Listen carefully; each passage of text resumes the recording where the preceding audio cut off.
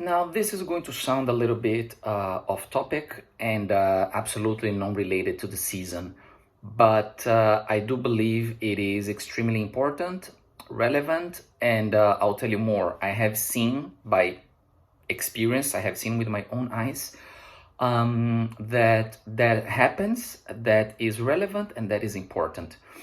And that is in terms of health, in terms of taking care of yourself overall. No, don't have that image that taking care of yourself is just going to the gym. This is really like a minor part of taking care of yourself and of your health,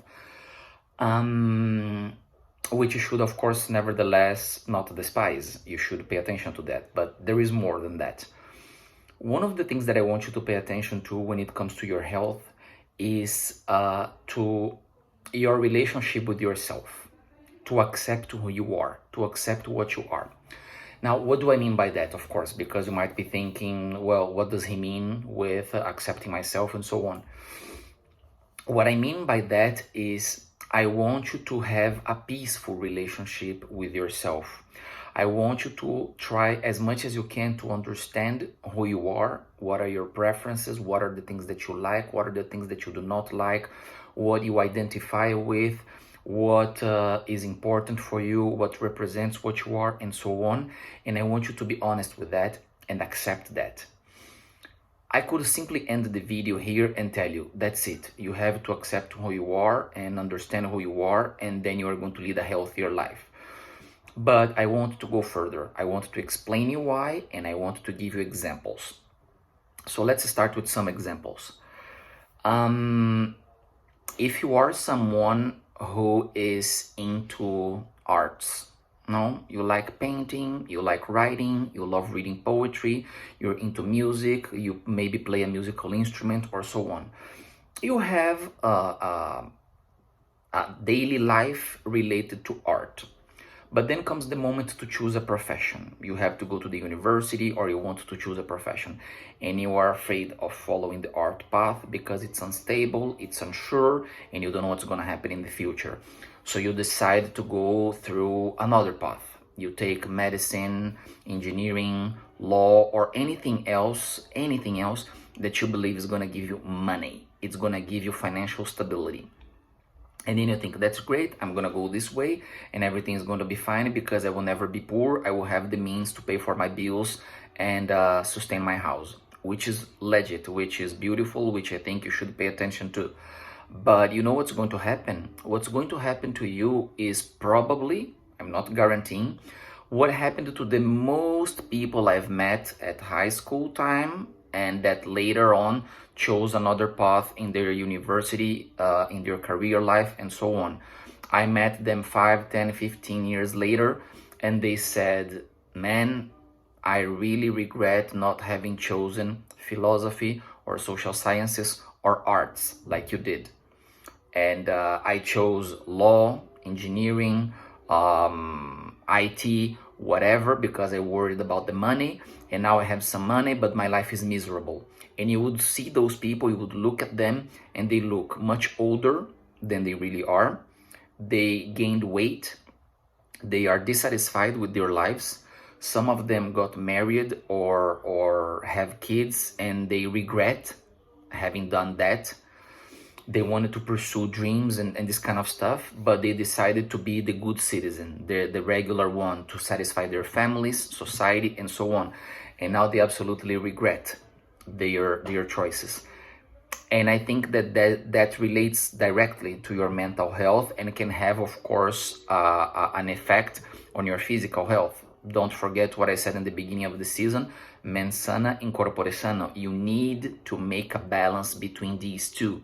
If one of them is doing well and the other one is doing really bad, you are not going to be healthy. No matter how amazing you look in your Instagram pictures, you're not going to be healthy. No matter how clever, smart ass, 200 IQ points you have, if you are extremely overweight and depressed and so on, you're not healthy. It doesn't matter if you have 200 IQ points, which shouldn't even be a measure for intelligence, but that's for another conversation. I'm just using it to give you an example. Another thing that I want you to pay attention to when it comes to your health and to taking care of yourself, from this perspective that we are analyzing on this video, is to understand what accepting yourself means. Now, let's go to examples again. I'm not telling you that if you are extremely overweight, obese, morbid obese, overweight, and that puts your life in danger, that puts your health in jeopardy, that you should be like, oh, I have to accept who I am and so on, and that's who I am, and I'm gonna live with that. That's not what I'm saying. If you are a drug addict and you are having difficulties getting rid of alcohol or illegal drugs or anything else, you shouldn't be thinking, oh, okay, now he's giving me the arguments that I needed. All is good. I have to accept myself. I'm a drug addict and everything's going to be fine. I'm not telling you that. I'm not telling you to accept horrible things. I'm talking in a more subtle way. If you have passion for arts, accept that and follow that path in your life, in your career, in everything that you choose. If you're passionate about sports, martial arts, and so on, follow that path. Don't be afraid of what's going to happen, what's not going to happen, because at least you're going to be doing things that fulfill your soul, things that make you feel good about what you're doing, things that they basically don't require motivation from yourself because you love what you do. You're passionate about what you do. I said that in previous videos.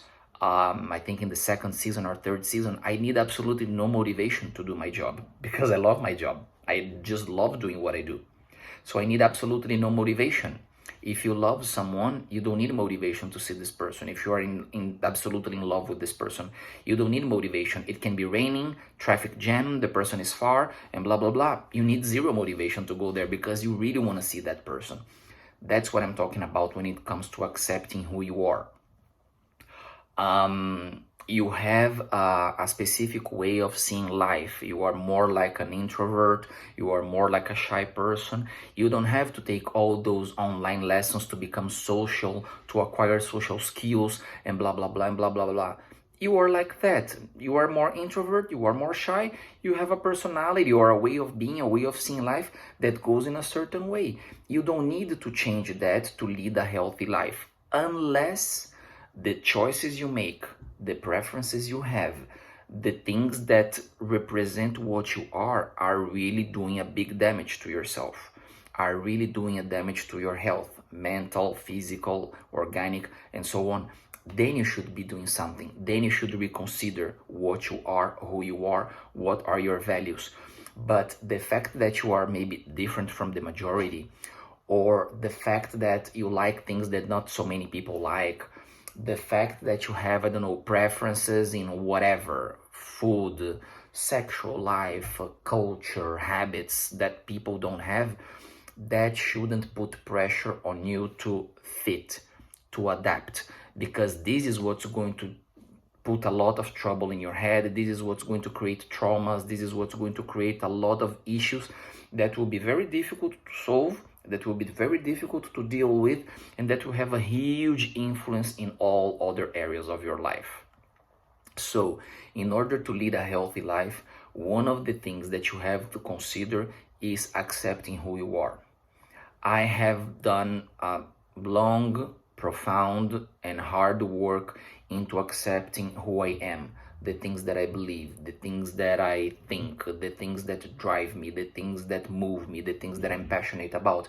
Because so many things that I think, so many things that I prefer, so many things that I believe always caused shock to people, always made them think, this guy is a weirdo, this guy is strange, this guy is not a regular one, and blah, blah, blah. And I always collected in myself different characteristics that people thought could not match. How can you have this behavior and be like that? How can you have these preferences and do this?